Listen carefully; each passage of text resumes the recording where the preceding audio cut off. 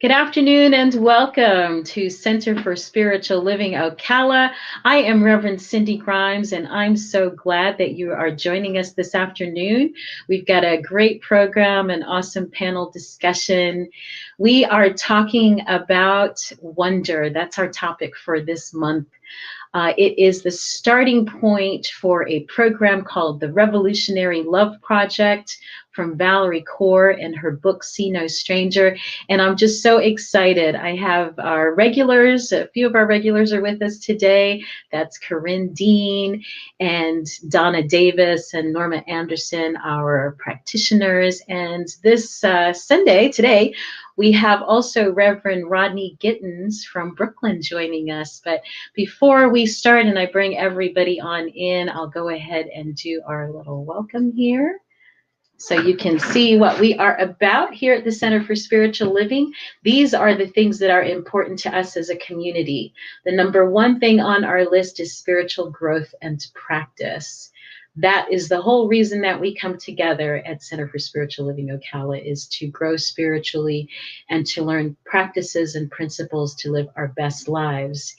And we value love. We believe that love is what we are about, and that is what we are made of, and it is what we are here to express and to be. We value appreciation. You know, there's a saying, if there was only one prayer that you ever said, if that prayer was a prayer of thanks, that would be enough. And I believe that to be true as well. We value community, that is coming together, and that's part of why we have actually a panel discussion, so that everyone can get these ideas from a little bit different perspective, from people's different lenses. And the way that that happens is in community. And so we also value freedom. That's freedom of expression, freedom to be who we came here to be. We value creativity in all of its manifestations. We value health and wholeness, as well as generosity and financial well-being. And so I'm just, again, so happy that you're here with us. And this is our mission at the Center for Spiritual Living, and we're using the same mission as the larger organization of Centers for Spiritual Living. We are just one of over 400 centers that are located throughout the United States, Canada, and the rest of the world. And our mission as an organization is to provide the spiritual tools and practices for personal and global transformation. Our purpose is to awaken humanity to its spiritual magnificence, meaning we believe that we come into this world perfect, whole, and complete. And sometimes life beats that out of us a little bit. And so our purpose here at Center for Spiritual Living is to remind people of that truth and of who we really are. And our vision is a world that works for everyone. And that means a world that works for me, a world that works for you and your loved ones, and people that you may never know and will never meet. And so that is what we are about at Center for Spiritual Living Ocala. And I usually bring our practitioner in, Donna, to do our spiritual mind treatment to kind of lead us into the moment. But I have a prayer from our home office that I wanted to share with each one of you in light of the violence that happened in Georgia that was directed at our American Asian community. And so I would like to share that from our home office, and let me pull that up here. And so from our colleague from the Mile High Church of Religious Science, Reverend Masando Hiraoka wrote this. On Wednesday, we awoke to the news of the largest mass shooting in the United States since the pandemic began.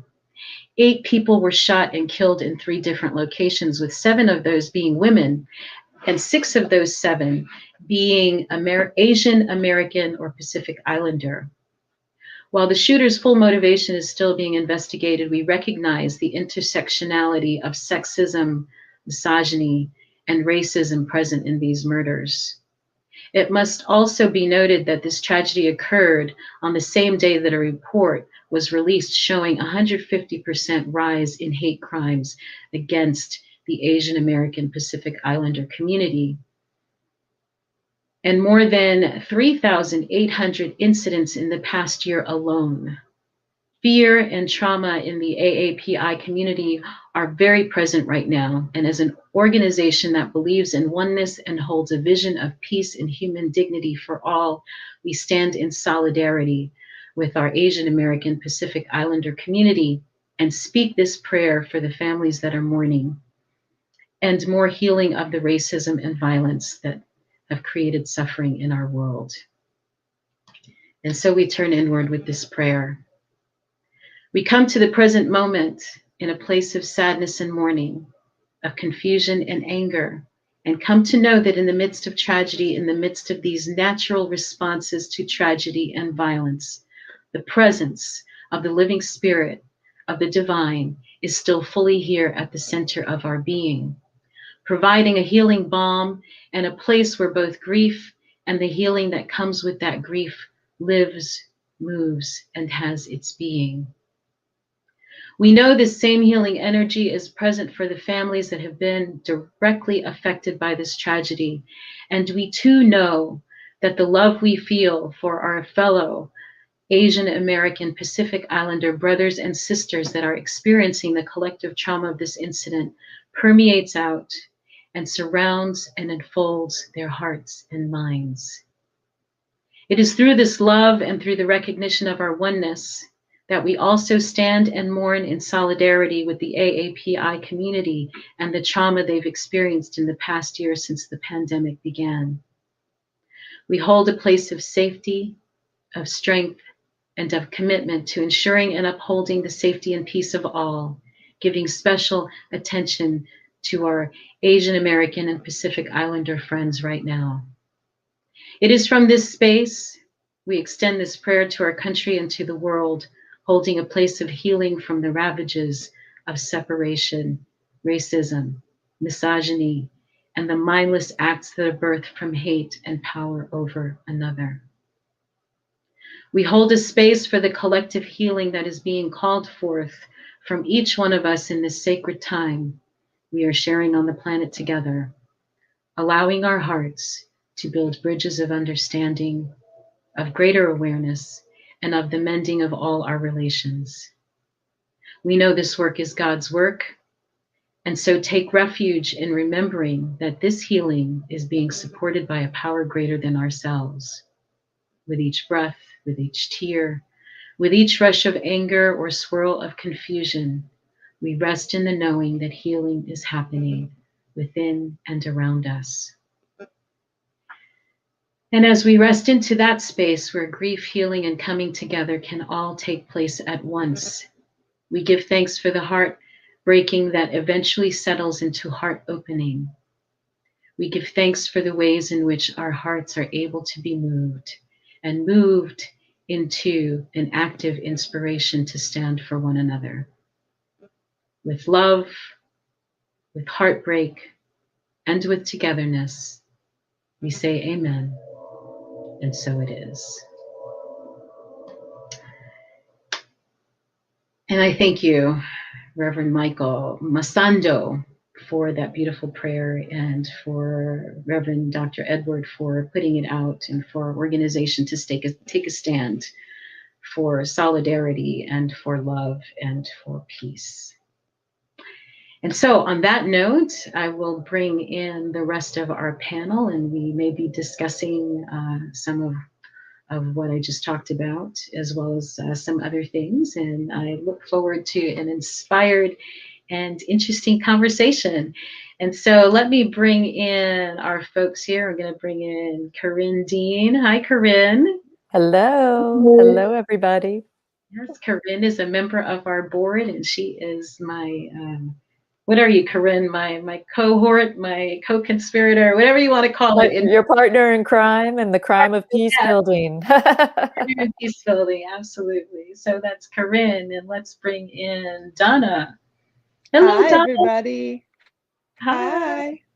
We're so happy you're there, and people will be so happy to know that you're coming home soon. Yes, I am. Tomorrow we board the plane and head on back. All right, from New York City. New Right. York. And let's bring in Norma. Hey, Norma. Hello, everyone. How are you guys doing? Good. Hey, I Norma. gotta say, I love that, Corinne. The crime of peace building. Yeah. Now, are you in the same place? You're in the same location right now in your hotel room?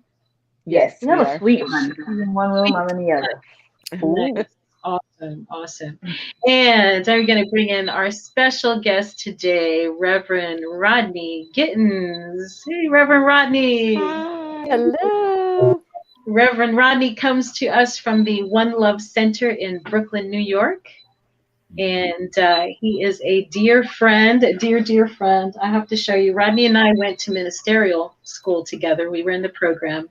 And we were, how many of us were there? It was me, you, Ed, George. Is that it? Teresa. Teresa. Teresa. To start. Later. We were the first ones. And this is when we graduated. Rodney gave us all this gift. It's kind of an inside joke, right, about the Wizard of Oz. I did a talk about that. And so there's Ed and George and Dr. Ken, and there's Rodney. No, this side. And there I am as, what's her name? Dorothy. Dorothy. Dorothy. Oh, and then we got Reverend Catherine back there as the good witch. Anyway, That's great. that's all of us a few years ago. So we go way back. Yes. And Yeah. way forward. And way forward and way forward. And so I thank you all for joining us. I'm taking a look at the comments right now. See if there's anything anyone wanted to share. Anyway, so we're talking about wonder, right? Valerie Kaur's book, See No Stranger, and that idea of revolutionary love. And the starting point where she starts from, and I love it so much, is that idea of just wonder. And Rodney was one of the first people that came to mind for me around this topic, because Rodney lives, I think, for me, in this world of wonder, like a kid. He's like a big kid. When we go out places, Rodney gets lost. And where is Rodney? Rodney's out adventuring. He's out wandering and wondering about what's going on out there. And it's always so much fun. So thank you for joining us, Rodney. Well, thank you for having me. Thank you all. And Corinne had that wonderful message about wonder. Those who wonder are not lost. Is that how it goes? Yeah, not all who wander are lost. Yes, yes. And then you changed it to wonder. Yes. Not all Wonder who and wonder. Yes. Because it seems they're not synonymous. However, they work together. They They do. can. They sure do. And, Yeah, there's a- and the world of wonder, and wandering, allows us to be open. Hmm. I mean, you can be open lost as well, except it's a lot more difficult, I think, to find your way back. Wandering and wondering, I think we're a bit more grounded in that. Um, and I think from a point of safety, I mean, we're still vulnerable when we wonder and when we wander. However, I think it's more of a place of strength than just being lost. Definitely. Yeah. Mhm. Ronnie, we've been having this conversation for the past month, but could you share, can you think of, like, when did that first desire, that first wonder about the world around you, like, when did that start for you? Can you remember? What did you wonder about when you were a kid? Well, it used to get me in a lot of trouble, but I was a gazer, as in being in class and gazing out the window. And I haven't had my attention snapped back to the room with probably a smack on the wrist with a ruler. But even at home, I would always just, wherever there's a window, I want to look out the window. And I think that's pretty much where it started. Or I remember walking with my parents in the street, and I'm holding their hand, and I'm supposed to be paying attention. And I'm looking over everywhere else and running into something, and they just, come on, watch where you're going, and I always felt like there's never enough to see, never enough to experience. And when I started, I did it more on roller skates, but I did it more on a bicycle. And I would just ride and just ride and ride until I realized I didn't know where I was. And then I got to come back. And that way I got to revisit all the things that I saw when I was wandering. And then eventually I learned how to have a point of reference. I figured that out. Oh, gee, let me remember what that is, so I know it's along the way, like kind of like breadcrumbs. However, yeah, as a child, I loved to read, so my mind was wandering all the time. I loved adventure stories and things of that nature. So that's pretty much how it developed. Nice, nice. I share that same wonder, for books and reading. Yes. I was just thinking about that today, just how much that opened my world, to read the stories of other people and other places, and Yeah. just to think about all of those things. My world getting bigger, right? Mm. Mm-hmm. Yeah. And Mhm. that's a great point because it no longer becomes looking at some other world. It becomes incorporated into our own world. Like you said, my world gets bigger. It's not looking at the world at large out there and I'm not a part of it. It's more than embracing it. It's more of just it is mine. So it's a whole nother feeling. So thank you, Reverend Cindy, for putting it that way. It's, looking at my world. And thank you, because you actually just expanded mine a little bit, because I wasn't thinking about it in that way. But you're right. We see other things and incorporate it into our, understanding, and so our world gets bigger Mhm. by incorporating other people's stories and understanding. Yeah. Yeah. You want to add anything? Anybody else want to add anything to that, Corinne, Donna, Mona? Well, I was just thinking about Janice Stanfield's song. It should be your motto, Reverend Gittens, Rodney. I'm not lost. I'm just exploring. So when you're wandering, you're just looking for new adventures, and that's kind of what it's all about. Mhm. Mhm. Yeah.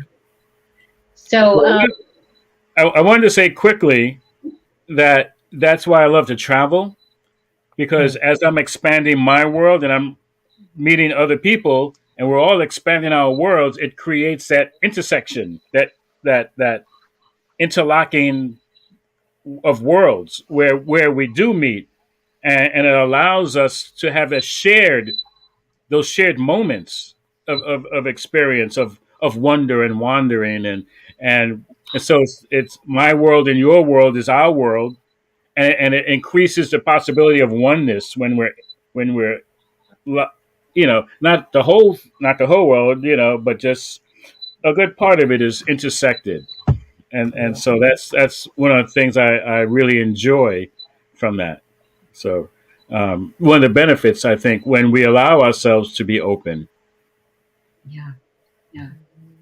I agree. And what just came up for me as you're talking, Reverend Rodney, is that when we travel and we meet others, by meeting them and learning their story, we're expanding our world, but they're meeting us and learning our story, and their world is expanding. And that's kind of a beautiful thing. I know they're helping me grow, and then I'm helping them grow. And I mean, you could say let my face be the face of God that people meet, and it's a beautiful connection. Yeah, as we go along. Yeah. Yeah. And the thing of it all is that we end up realizing just how similar we are, not just the Yeah. difference, because that's the thing. People are like, oh, it's a whole different culture or a different country or different person. And then you get to realize, oh, we all want the same thing: safety, love. We Yeah. all experience insecurity. We all, go through the same stuff. We're all trying to work to pay bills. Yeah, all the things that are just the same, even though we're different. It's Mm-hmm. actually quite mind blowing. Yeah.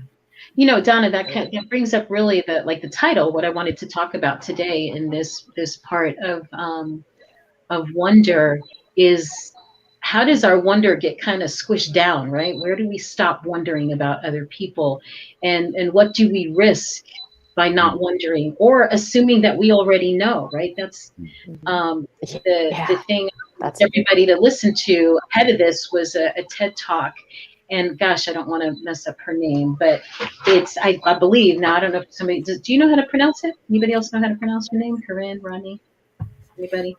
So it looked it's Chimananda. Shimananda. Yeah, Chimananda Adichie. Shimananda. Yes, I think that's I what it believe is. That's so. good. That's Okay, how I well, pronounce it. so she's got a TED Talk. She is an African author, Nigerian, actually. She makes a point about saying that, like Africa is not a country, right? It's a continent with many different countries and many different stories. And what happens is that especially as we're children, when we're very impressionable and we're reading stories, that it kind of shapes our world and our expectation of the people in it. So, as a child growing up in Nigeria, of a middle class family, her parent, I think her dad was an educator or something, um, and grew up even having domestic help in her house.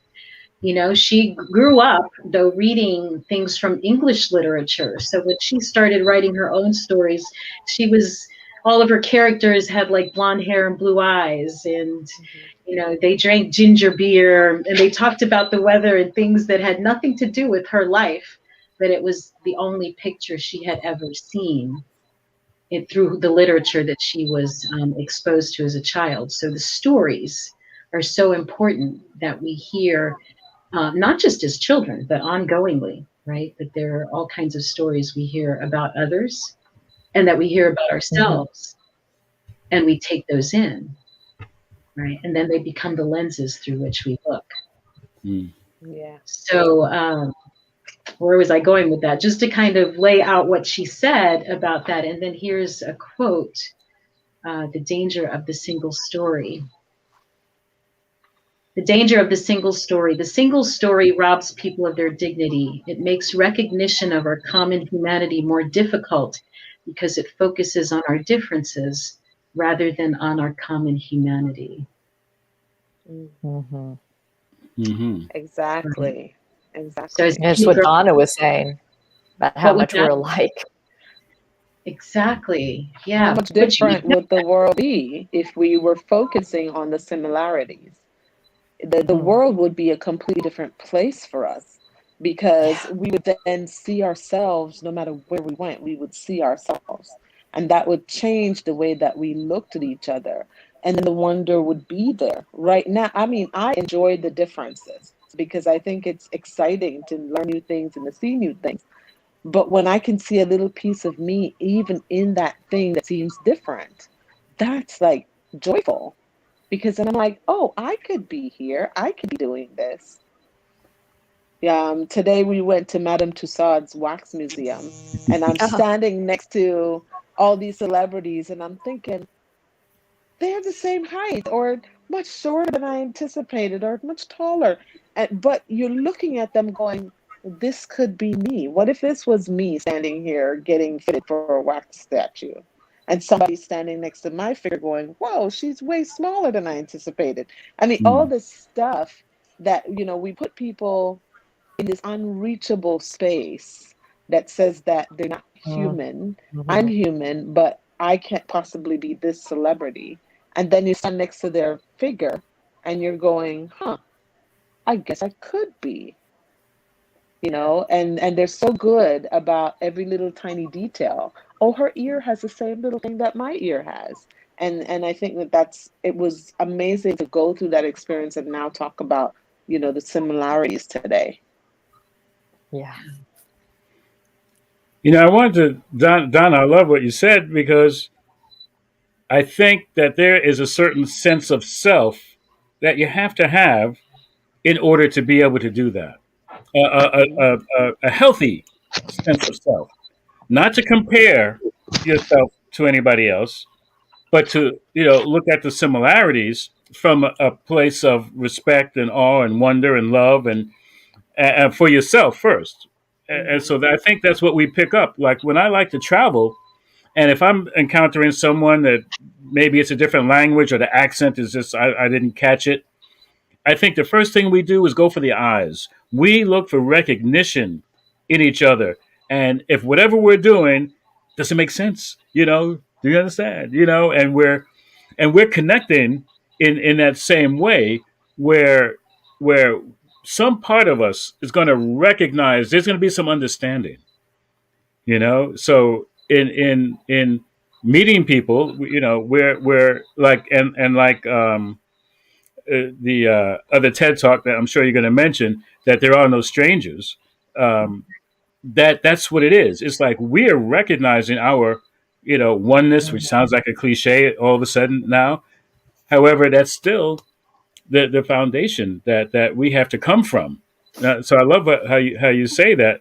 Even with in a wax figure, it's like, you don't compare yourself, but you're like, wow, okay, this is not larger than life, than that puts us in a different light of ourselves. So you have to be kind of healthy to do that. I guess I'm giving you a long compliment. Thank you. But I mean, I was surprised because I was like, whoa, she's way skinnier than I thought. And then I was like, do I want to be that skinny? No. So this whole time I've been comparing myself, thinking, I want to be little like blah blah blah on stage that sang blah blah blah. And now I'm thinking, whoa, I don't want to be. Now that I'm standing next to the image of that person. So I was like, I wonder how many things that I have actually thought about. Like the first time I went to California, I thought, it looks the same. Like there's so much similarity. Everybody's trying to pay the bills. Everybody's doing whatever. We all talk about the weather. It's just this far off place Hollywood was when I first thought Mhm. about it, and now it's like big deal. Right. Yeah, But I think it's when we exciting look though. at when we look at all the things that we're inundated with, whether it's through reading or news or TV or what have you, where the curiosity is sparked, that information is just a starting point or Mm. beginning point of wander to find out more for ourselves Mhm. instead of just sitting back and listening to what we're being told about everyone else and the different people and races. And that's when we actually fulfill our own curiosities instead of just being drones and listening to what people are telling us is true. Mm. Yeah. And that right there, Important. it's when I was standing next to those figures and I was thinking about it, all those things that we build up in our minds to be way bigger than they actually are. Mm. So the Mhm. fear that we have for like a whole group of people, for example, we build up this thing in our minds. And so when you meet somebody from that group, you got that built up thing in your mind, and suddenly every single part of your body reacts to it. And Yeah. now this is where people are coming from, is that reaction to it. But the story that was told makes it seem that much bigger in your imagination when it's actually this big. Mm. Yeah. And then we just measure everybody to the story in our head. And that's how we end up having fear that completely takes over our normal human curiosity or our normal human response that would have been there without the story. Now that we have this inundated story, cultures upon cultures upon cultures have been telling the same stories. It's so big now that it becomes this overwhelming thing that we then take to beat the crap out of people, regular folks Yeah. living Hmm. and breathing. Yeah. Hmm. And it's not even So, something. Go ahead, Cindy. no, no, go ahead. Go ahead, Norma. And it's not even something that's necessarily interracial or intercultural.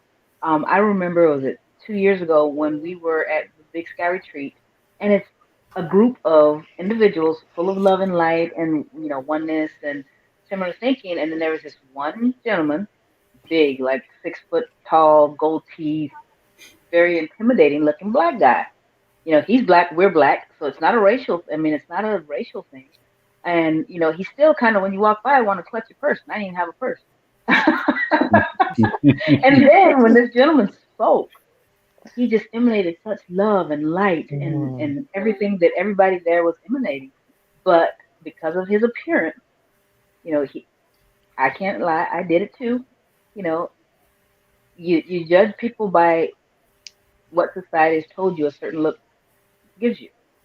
Yeah. Yeah. Thank you for that's exactly where I was going, Norma. Uh, I was going to just ask if anybody has caught themselves believing a stereotype, right, about a group of people or being subject to it and how you handle it. Has anybody felt themselves? And so you took us right there, Norma, with yours. Somebody with gold teeth, and I've met him too. He's a love.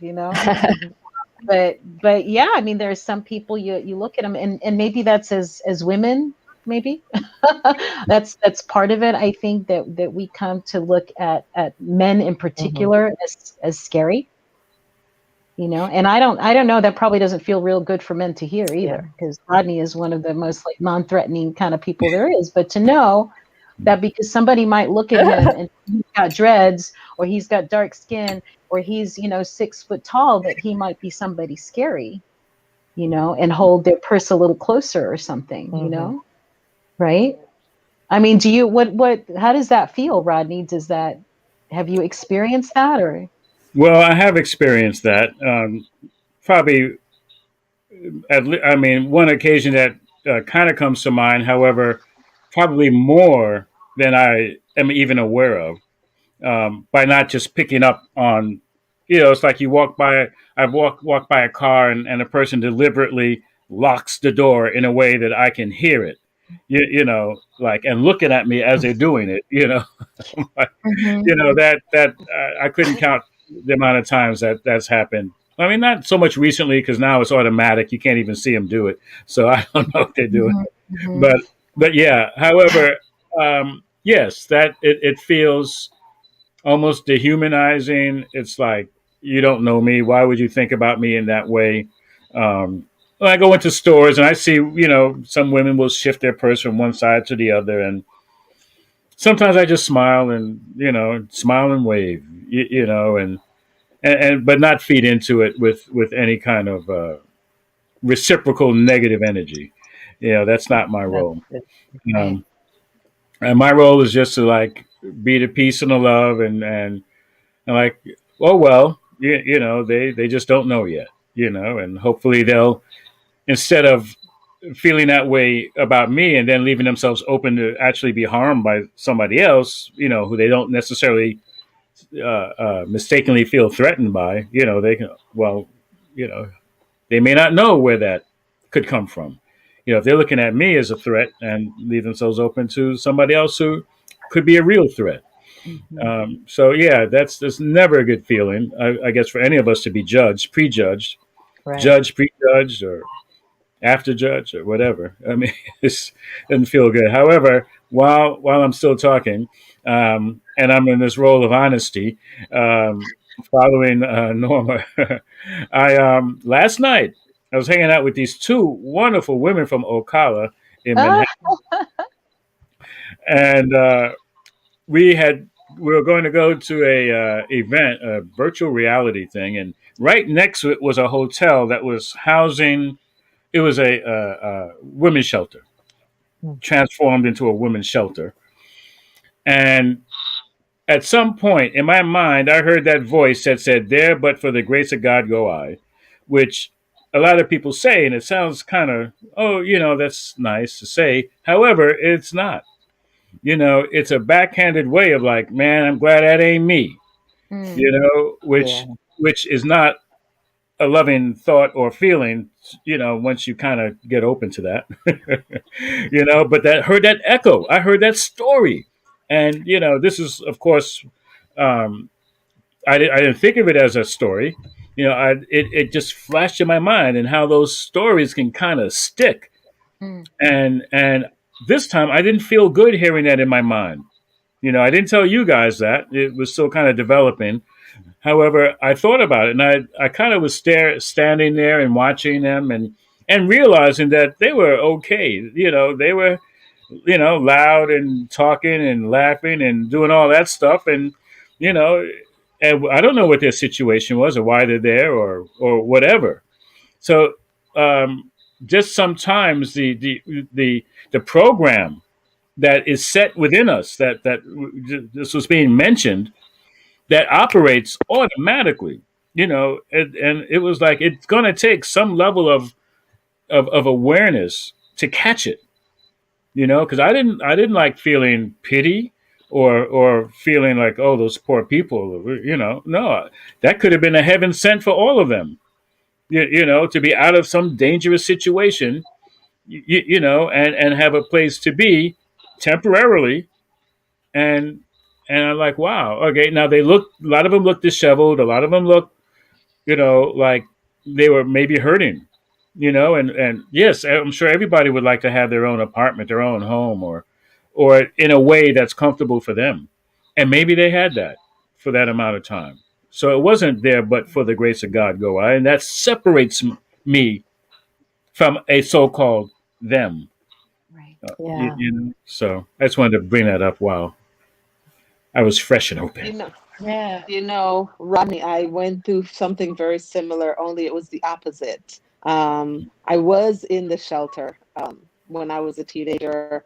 I ended up in the shelter and was in a group home for girls. And when I walked by that same group of women, I remembered the conversation and the laughter and the feeling of camaraderie.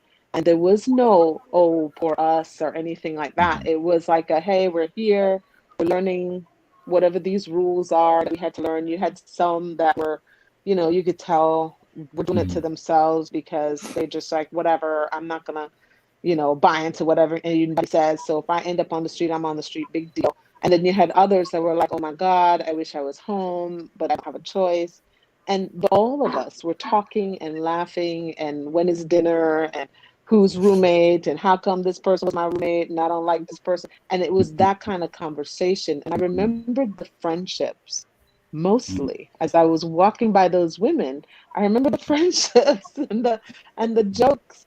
And so I felt that same feeling of I've been in that spot before. Only not that age, but I was in that spot. And I didn't feel pity. I just felt I miss my friends. Kind of feeling. I wonder where they are right now, that kind of thing. And so that was the feeling that I got instead. So it's interesting that we got two separate feelings. Yeah. Perspective. That's part of what I love about this format, because it's like sitting in circle and you get that different angle, a little bit different perspective. And again, it just grows everybody's world a little bit to incorporate those different perspectives. My world grew, I come from that law enforcement family, people making a living. I mean, a good living, putting people in jail my whole life as a kid. As a married woman, married to a police officer. Now my daughter's an officer. And the first time I went behind bars to actually do a class in the prison, I mean, I had some ideas of what these people were going to be like. And some of them look scary. And I think, if I was walking down the street, I might be clutching my purse a little bit, or maybe even walk to the other side if I'm being honest, And then I get to know these people. They're just human beings with stories just like mine, and loves and fears and insecurities and talents and passions and everything, and humor and creativity. I mean, it just was a really eye-opening experience for me, to see that. And the criticism goes both ways. I mean, look at Corinne. The average person that would meet Corinne on the street would think she was this snooty, uppity white lady that doesn't look like any other black person or any other colored person. And she's just one of the sweetest, kindest, most sincere people that I know. And it goes both ways.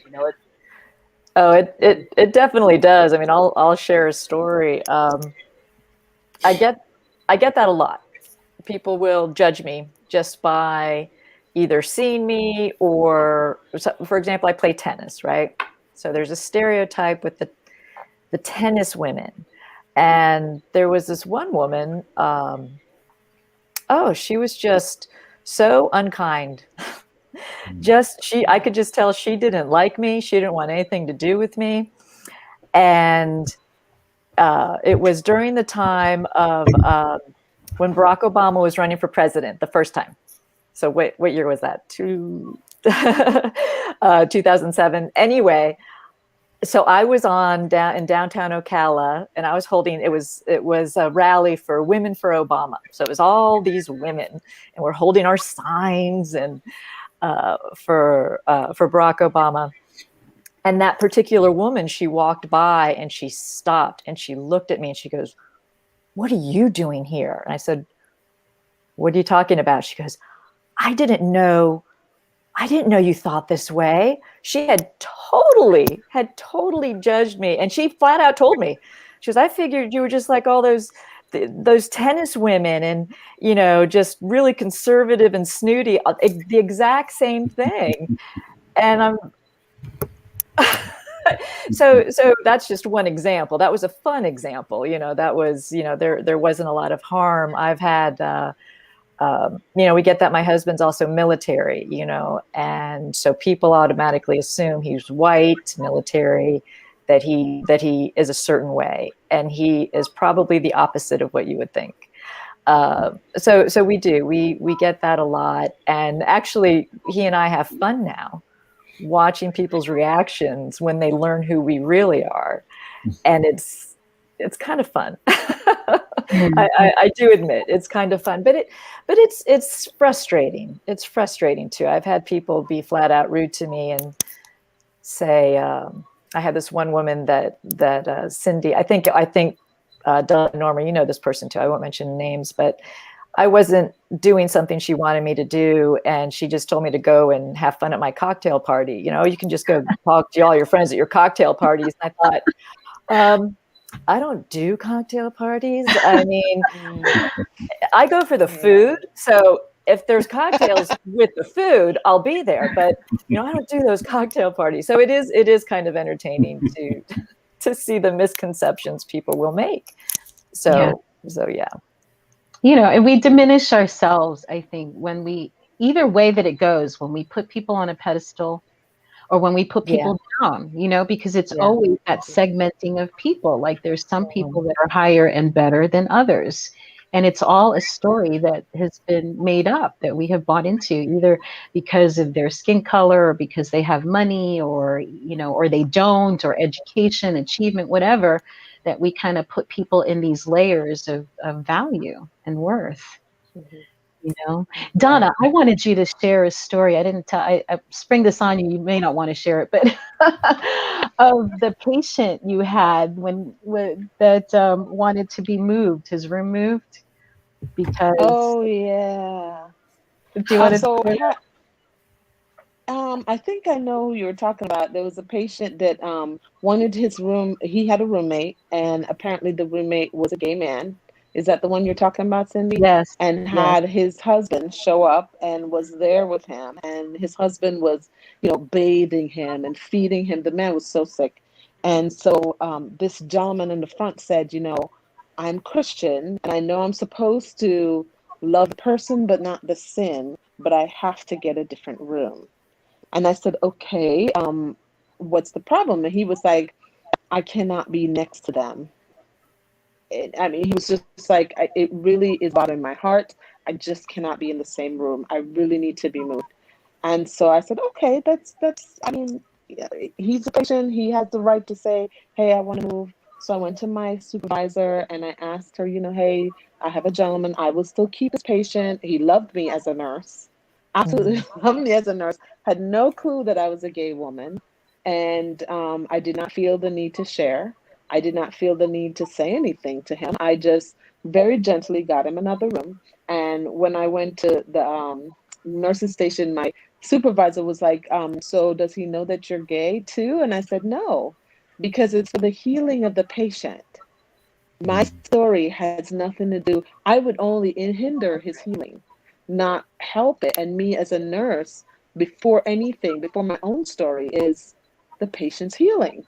And so, yes, I moved him, and he ended up in a room with a Black gentleman that was I think a Baptist minister or something. So he had his Christian music very loudly playing on the TV.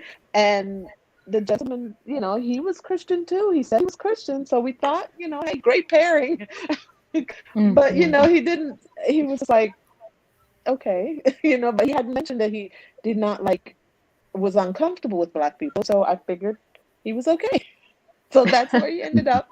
And yeah, he had no clue about me. But Cindy, I do this all the time with patients. I had one that was downright nasty to me when I walked in the room and he said, I need a different nurse. And I was like, well, excuse me. And he was like, no, I cannot have you as my nurse. I need a different nurse. And of course, he said the N word, and I can't have an N word looking after me. And Oh, I said, wow. okay, so I'll get you a different nurse. And then I went to my supervisor and I was like, the patient requested to be changed. And of course, we were going to go ahead and do that. And then when I came back in, I mean, but this is an older gentleman with dementia and, all of Yeah. that. So my brain was still, I knew what his story was, but my heart, it hurt. It stabbed me so deep in the bottom of my gut because all I did was walk in and say, hello, my name is Donna Davis. I'm your nurse for day shift today. And I smiled, and that's what I got in return. And it Yeah. was one of those things that kind of just hits you like you don't expect it. It's possible, but you don't expect it still, whammo, I need a different nurse. And so I thought, okay, this is what it feels like. And if I knew ahead of time what my comeback usually is, I walk in and I use my Jamaican accent a lot. So if I walk in the room and I've already been told and reported this patient has a problem with Black people, I'll walk in and say, good morning, how are you today? My name is Donna Davis. I am going to be taking care of you.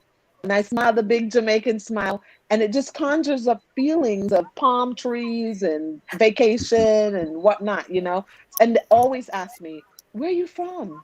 I'm from Jamaica. Have you ever heard of it? Have you been there before? Yes, man. Used to go and visit one day, and I just kind of turn it into this thing because what Interesting. give on the television, yeah, we've given them this image that conjures up vacations and lovely time on the beach with a Mai Tai. And so now they want to know about the island. If they've never been, they want to know about it. And I've always wanted, it's on my bucket list. Or if they have been, oh, I remember I went here and I went there and there was a cruise and yada, yada, yada.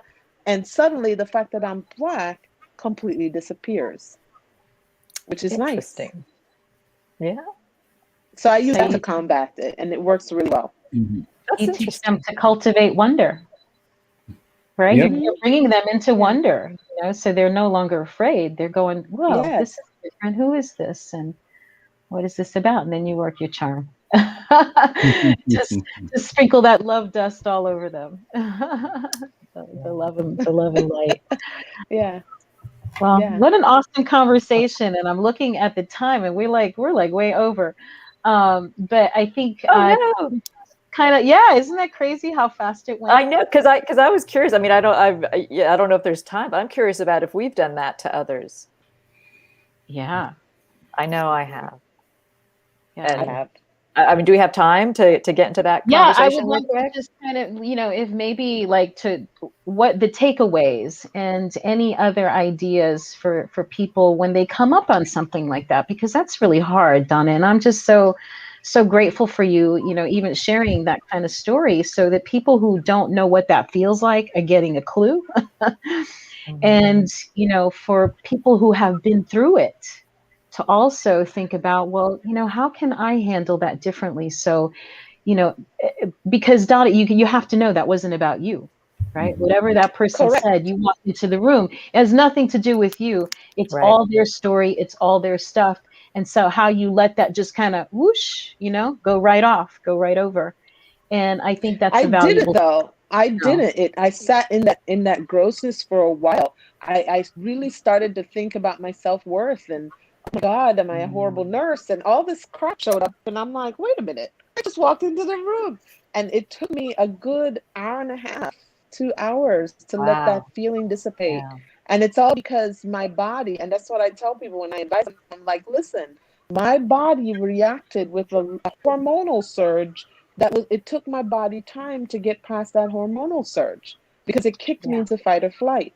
And when it Mm. happened, I was like, whoa. And it's hard. You can't just pop out of it like that, especially if you get that hormonal surge. So you have to wait for it to dissipate and for your cells to come back to neutral again. And some people it doesn't hit them like that. like my wonderful wife, she's like, whatever, but it took a while, and I just had to be gentle with myself through it. Yeah. Yeah. Thank you for that. So let's kind of go around and whatever you want to say in closing, like your takeaway or your tip for people one way or the other, how to kind of get out of that, or how to get yourself out of it, how to not put it on other people, whatever you want to say. I'm going to Anybody start. Go ahead. Yeah. When you encounter a person that triggers that part of you that kicks you into judgment like that, try to find something that you have in common. So, for example, I would look at the fullness of their lips and say, we have this in common. I wonder what his heritage may be, or her heritage may be, or the color of their eyes, or whatever, just something we have in common. Even the height of their body. It's interesting that we're the same height, or it's interesting that they're the height of my wife. And, and I start to look at them as a human being with family and, things like that. And that takes away any kind of judgment I have, even if they don't present that way. Like I had a gentleman that was covered in tattoos with a split tongue. It was a little strange at first, but I started to look into their eyes, and it made all the difference. Nice.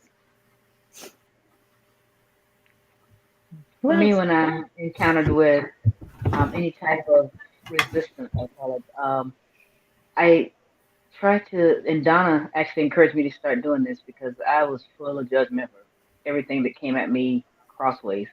But start looking at them and, see their, like they said, their innocence. Look at them as a baby, because we all started there, and before the world and our stories got all involved, we were that innocent being, and we still have that at our core. So if we just look for that, it'll wash away a lot of the other stuff that seems to be jumping at us, coming at us like full force. And it works for me. Nice. I'll go. Thank you all for that. Our job is to be aware of ourself, our highest self, our highest self. It's to be who we are intended to be. So that it's going to require some work. We can't do it alone. We can't do it by ourselves. We need to be engaged in life. We need to have our worlds intersect with others so that we can get a sense of who we are, and not necessarily work on the judgments that we were told, of the lies we were told about ourselves also. And I think that leads to what I've been hearing is that about judgment. We don't want to judge or compare. We all have different stories, and but we have the same feeling. All right, all of us are going to have the same feelings, but we have different stories. So I take this from the 12-step realm. We don't compare stories. We identify with the feeling, and in that way, we are really joining ourselves with that person with empathy, and realizing that yes, we are not separate and apart. We share our humanness and our spiritual nature. We share this. So that's the important thing. Don't compare.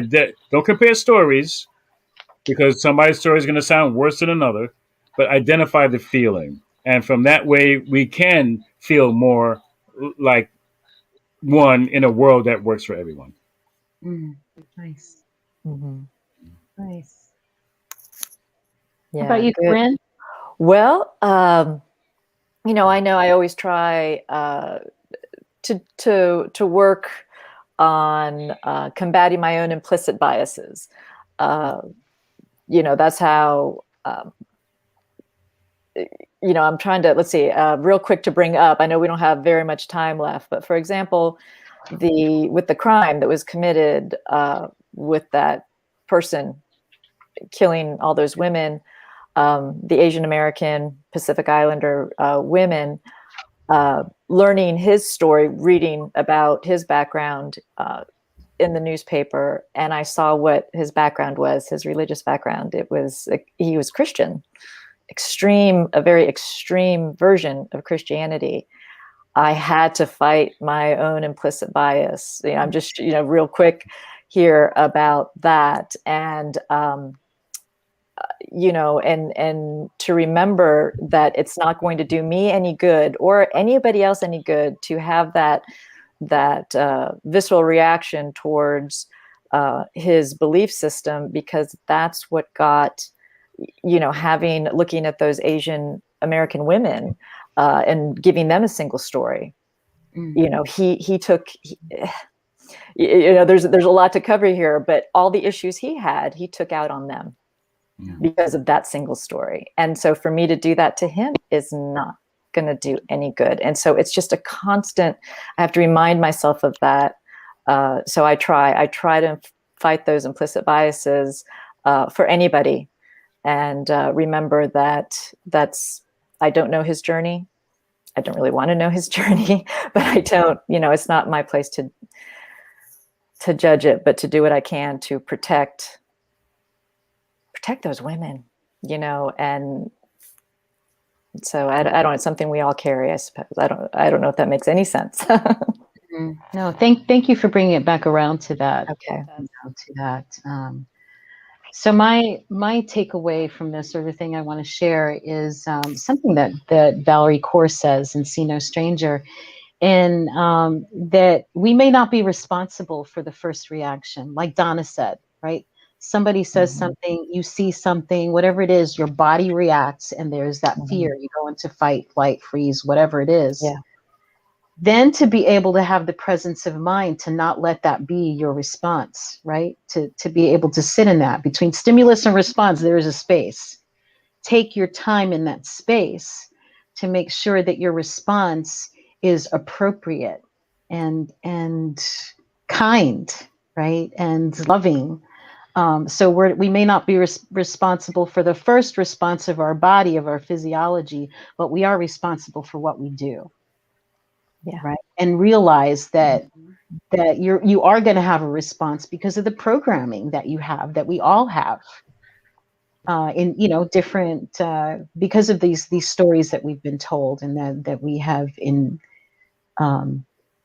made our own, right? Because of the culture that we're in, because of the families we've been raised in, or whatever. But this whole teaching, what we're all about, is all about spiritual growth and practice. And so it's up to us really to take these lessons and do what we can with them, right? To create this world that works for everyone. Yeah. So, gosh, what a rich conversation. We could have gone on for hours, but we will have the Zoom conversation after this for those who can join us. And Reverend Rodney, we'd love to have you. The rest of our panel, Corinne, Donna, Norma, if you can make it for the Zoom conversation afterward. This way people can join us and chime in with their stories and ask questions, or, whatever they feel like they want to share. So I invite you all to join us. I hope you can be there. So we'll be doing that. Actually, my gosh, we went an hour. So we're supposed to start that at 4. So I'm going to go ahead and close this out and then meet you all on Zoom. Okay. And so thank you all. See us all at Pala Community for being with us. Thank you, Rodney. I love you. I love you all. And we'll see you in a little bit. Yes, hugs. All right. So let's see. Getting folks out of here. And let me close this out with our offering here for those of you who want to support the work that we do at Center for Spiritual Living Ocala. We so appreciate it. And we do function from the giving of our volunteers and the people who support our center financially. And so we've got real easy ways for people to do it. You can text the number that is scrolling across the bottom, and you can put in the amount of money that you want to give us. And once it's set up, it just goes from your account into ours. And we have also an affirmation that I would love to talk you through right now. This is about sharing our gifts and tithes. And so make this affirmation yours. It is the nature of life to give of itself. As it is the tree's nature to bear fruit and the flower's nature to bloom, it is my nature to share the gifts of my time, talent, and treasure. I participate in the divine flow of life, giving generously and receiving abundantly. I am blessed and I am a blessing. I am so very grateful. And I'm so very grateful for each one of you joining us and for those of you who support our center. Let's see, I'm going to put up our closing prayer. And for those of you, oops, wrong one. For those of you who live in the Ocala area, there's a couple of folks in our community that are in need of some assistance, some yard work, a few elderly members of our congregation that are going through some difficulty. And so if you're in the Ocala area and you would like to volunteer to do some yard work, both here at the center and also for some of our congregants, we would greatly appreciate that and invite you to just give me a call, send a message to CSL Ocala, or reach out to myself or Donna, Norma, or Corinne. And let's see, one more thing. I need to put up before we do this prayer for protection, let me put up the Zoom information.